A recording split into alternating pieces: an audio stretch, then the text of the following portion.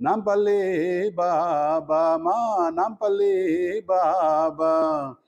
భిన్న ధృవాలను ఒకటిగా చేర్చి మసీదులోన తులసిని నాటి అగ్నిహోత్రమును జ్వలింపజేసి దీపాలెన్నో వెలిగించి సబ్కా మాలిక్ ఏక్ అంటూ అల్లా అచ్చా కరేగ అంటూ శ్రీరామనవమితో పాటుగా ఉరుసు ఉత్సవం ఘనంగా చేసి హిందూ ముస్లిం భేదము బాపి మతములున్నవి మమత కోసమన్న దత్తుని పంచావతారమైన షిరిడి సాయివి నీవే బాబా, షిరిడి సాయివి నీవే బాబా.